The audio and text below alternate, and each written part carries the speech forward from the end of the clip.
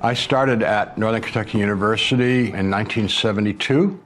I was hired as an assistant professor, and I was offered a promotion to full professor at the age of 25. And I was also given tenure my third year. 7 students, myself and my wife, toured Amsterdam and then went up to Denmark, spent a few days there, went to Sweden for a day, and last week, it was a 3-week trip, and our last week was a week in Paris. It was an art tour, and it was pretty much all museums. On that Saturday morning, June 1st, 1985, I had the most acute pain I'd ever experienced in my life in the center of my abdomen, right there.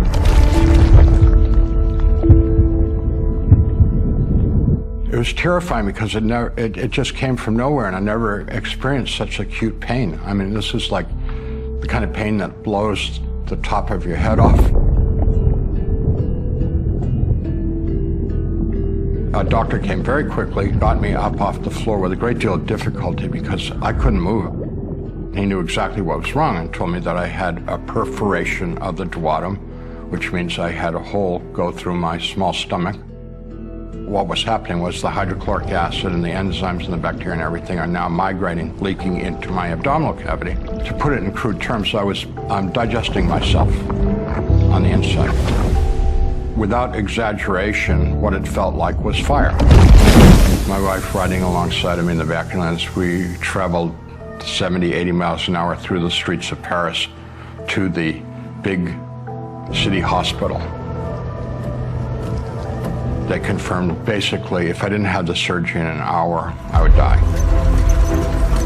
So they sent me to the surgical hospital, and because it was the weekend, there was no doctor available, no surgeon available at the hospital they sent me to. So I was put in a room. I begged, I screamed, I yelled. And my wife begged and yelled and screamed. Nurse, can someone please come in here? Sorry, we need a doctor to prescribe something. There needs to be a doctor, someone has help. There has to be someone here. How can there be someone here?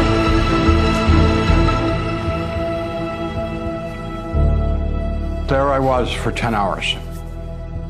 About once an hour, the nurse would come in and ask how I was doing, and I would tell her in French and in English that I was dying, and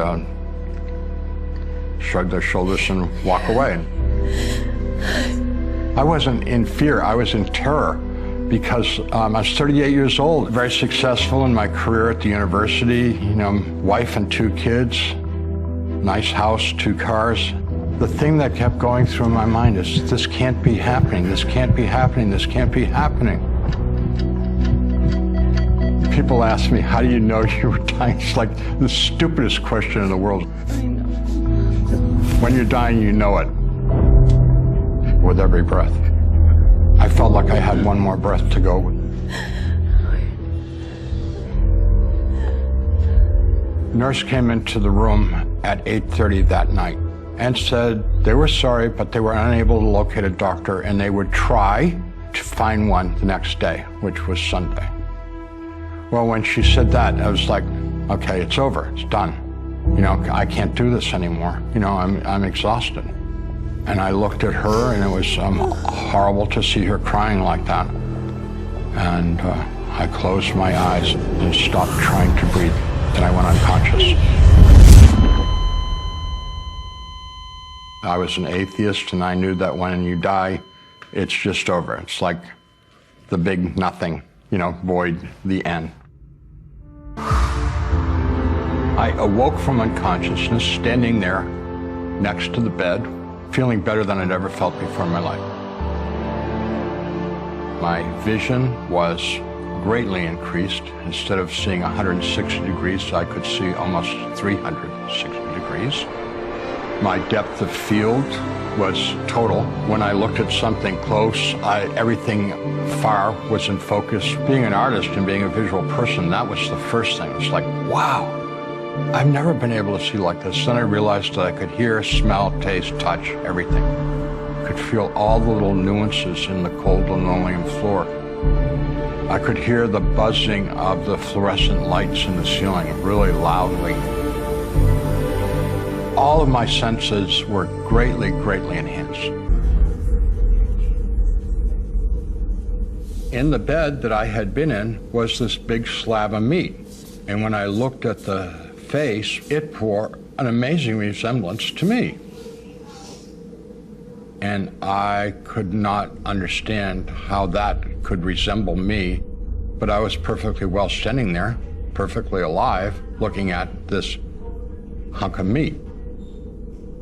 The other thing that bothered me was that my wife would not respond to me. Well, at first I started talking in a nice voice, and I started yelling at her like, you know, what the hell's going on here? Look at me, talk to me, you know, I'm all better. You know, what's that thing in the bed? How did it get there? I was very upset, very distressed. And then I heard people out in the hallway outside the well-lit room in the darkish gray, hazy hallway.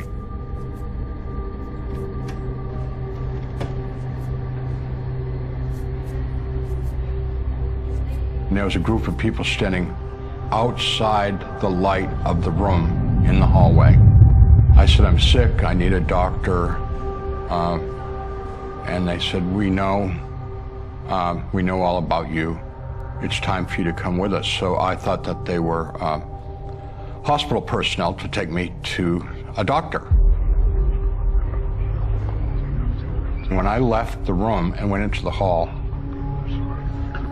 I can't explain how I knew I couldn't go back into the room. The door didn't close, but I knew that it was impossible for me to go back into the light of the room. So I hesitated, and the people became very insistent. Hurry up, let's go, let's go. We can't wait anymore. You know, we've been here a long time waiting for you. Hurry up. So I gave in and went with them, and they immediately surrounded me and moved me forward into that grayness.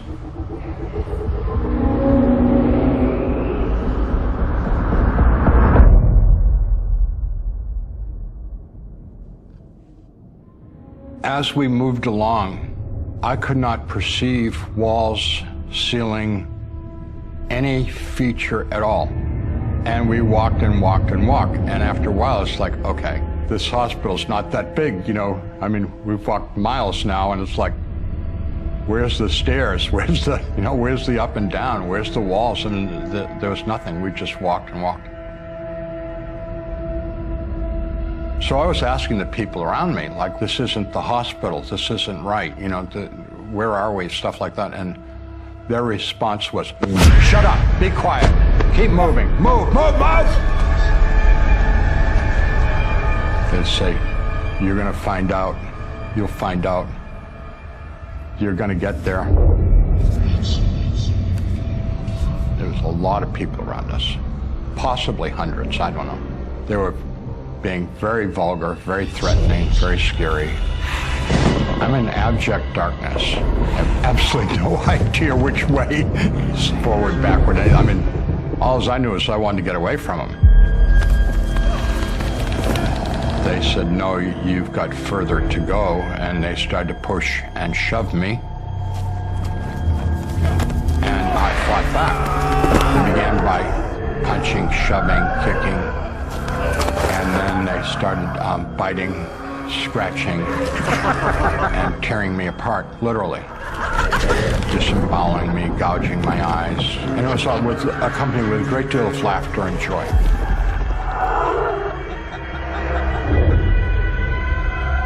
I thought about my whole life, and everything seemed like, what was the point? And I realized that my relationships with my mother and father were a disaster. My relationship with my sisters wasn't good. My relationship with my wife was very troubled. I was not proud or pleased with my relationship with my two children. I sank into a pit of despair and hopelessness that I can't begin to describe. My mind offered up a memory of myself as a little boy going to a Sunday school singing Jesus Loves Me. When I was a little boy and I was afraid, like having nightmares at night or whatever, I would pray to him and he would chase the lions and tigers, the bears away. And as a child, it was like mostly in the image of like a superhero. Jesus was like a superhero. And so that's it. That was all I knew. So I called out to him. In complete desperation, a tiny little star appeared in the sky. And very rapidly, it got brighter and brighter and brighter. And he spoke to me for the first time in his voice, but it was telepathic, but it wasn't a thought of mine. It was his voice in my head. And then he said, I've got some people that I want you to meet. They've recorded your life, and they want to show you your life. So they proceeded to show me my life in chronological order. What I saw, to summarize it, was happy youth, pretty much, then going to adolescence, everything going sour, particularly with my relationship with my father. Because of my father's cruelty to me, I was cruel back. My father was physically and emotionally abusive every day to my mother, my sisters, and to me. I mean, it never stopped. The only way that I could deal with it was to try and not feel anything. And all he wanted from me was to be a little duplicate of him. You know, just be subservient to him. You know, being disobedient had immediate physical consequences of being kicked or punched or hit. And I saw myself striving to become emotionless and feelingless, which was a way for me to protect myself from being hurt. As I became more manipulative and successful, the more the angels and Jesus expressed their disappointment and sadness with me and my life. And it really hurt to disappoint them, because here I have these newfound friends, my big rescuer, you know, best friend I ever had. And I'm looking at my life and I'm a big, huge disappointment. And he should put me back. I don't belong here.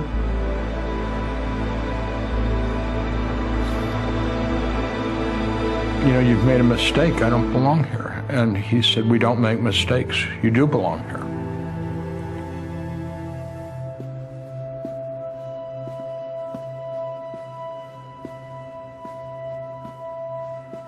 Finally, when we got through it, Jesus said, do you have any questions? I said, I got a million questions. He said, what do you want to know? So I asked him everything that I could think of to know. And if we went through that, it would take us several years. And he gave me a whole new understanding of everything. I said, great. Now that I understand, I want to go to heaven. He said, I'm not ready for heaven yet. Finally, I said, what do you want me to do? I want you to love the person that you're with. I said, okay, yeah, but then what do you want me to do after I do that? And he said, no, that's what I want you to do. And I said, yo, what good's that going to do? And he said, it's going to change the world. And I said, that's going to change the world? I don't think so. No, I said, you don't understand. The world is like a terrible, cruel place. Even if I love someone, they're just going to go get beat up somewhere else, and they're not going to. And he said, no, if you love someone, they'll take that love out into the world, and maybe they'll love somebody, and it'll grow and grow and grow. I said, it's not going to work. And he said, it's God's plan. It's going to work. Well, when he pulls out the God's plan work, you know, I mean, it's like, what can you say? And so finally I conceded. And I said, okay, I'll go back. And with that, bang, I'm in the body, I'm in the bed.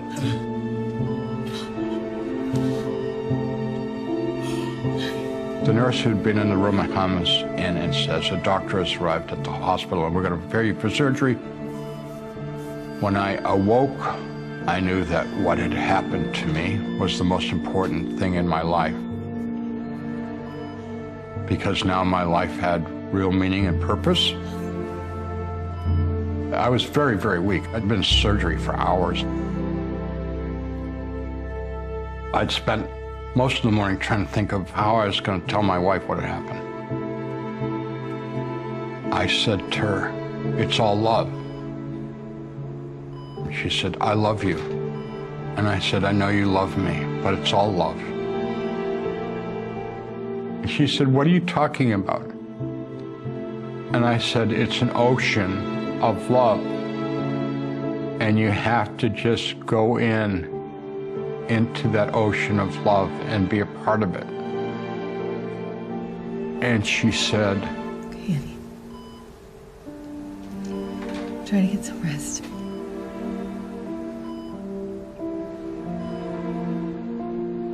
Here I am. I'm giving her the abbreviated wisdom of God. And she's basically telling me, you know, you're making no sense. It's crazy talk. From that day forward, I tried to tell people about God, heaven, hell, what I'd experienced, and nobody took me seriously at all. I was a zealot. I was a complete zealot. And it was not good for my relationship with them, because the more that they did not respect what I was trying to tell them, and the more they told me I was nuts and crazy and stuff like that, the more it totally alienated them from the Bible, from God, from me. I mean, it was completely counterproductive. It was a disaster.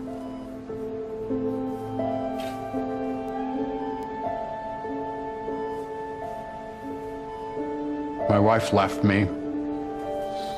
She poisoned the kids against me. They've rejected me. They don't want anything to do with me. They think I'm a crazy man. It's all gonna work out.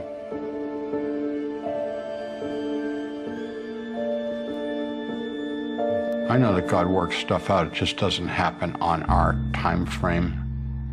I mean, I'd like it now, and it's not happening right now, but it could happen tomorrow. It might take a long time. I don't know.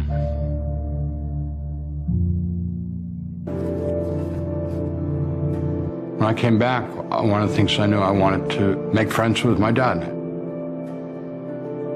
Not only was I able to forgive my father because I understood that he was just messed up because of his messed up childhood. All my father really wanted to do was to be loved, but he didn't know how to do that in appropriate ways, so he tried to be loved in inappropriate ways. He thought obedience and discipline. And my mother and my sisters were really angry with me because they all told me several times, you and Dad hated each other, and now you're his best friend. Why? I'd say, because he's my dad. Grace is passed along and passed along and passed along, and it's powerful. It's powerful because people change their lives for the good. They find hope, peace, love, joy, contentment, you know. And they also find God and eternal life.